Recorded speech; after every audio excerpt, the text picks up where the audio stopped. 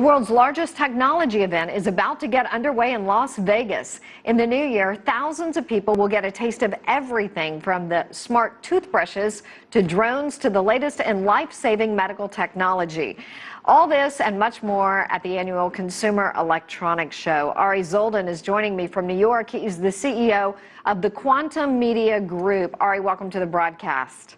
Great to be here, Susan. This is such an exciting time of the year. I look forward to this show every year to see the latest in all the gadgets. What can we expect from the tech industry in 2017? I wonder how they can even outdo themselves from what we saw last year. Well, that's amazing, Susan, about technology, right? Every year they keep outdoing themselves.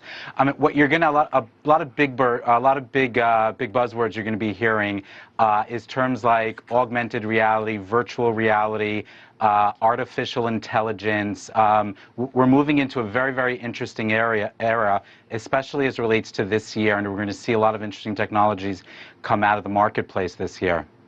Tell us how China has progressed compared to what we saw last year from China.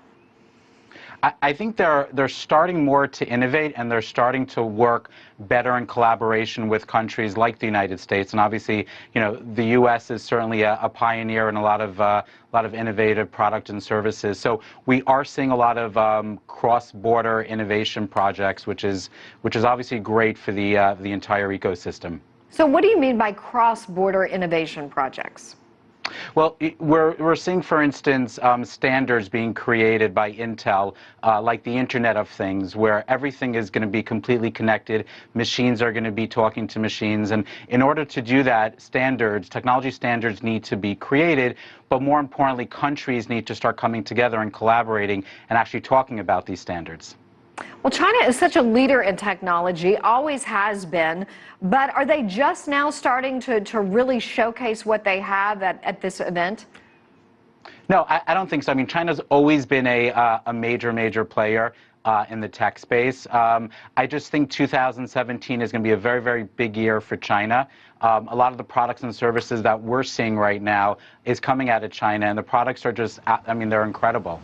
And I think now, you know, where the U.S. used to be a pioneer in innovation, I think the U.S. now is looking at China as well and saying, hey, you know, this country is actually starting to innovate, possibly at a faster pace than the U.S.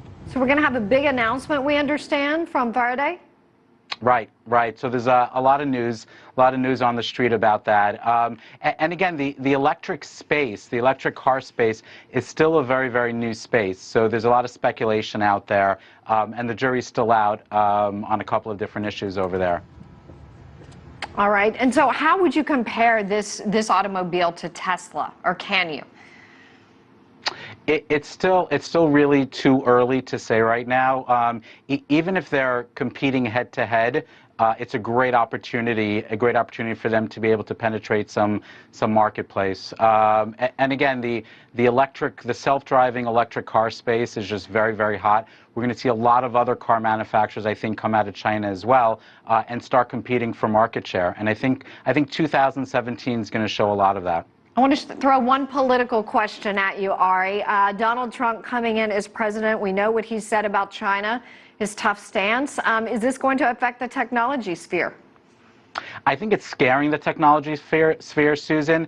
You know, it's certainly causing some very, very big concerns. But at the end of the day, I think the technology community, the big common denominator between tech heads and people within the industry, it's really about collaboration. And we all want to do that with different countries and different companies. So I think at the end of the day, you know, political statements that are coming out of Capitol Hill, I don't think are really going to make such a dent in tech trade. Ari Zoldan, thank you for joining us live from New York.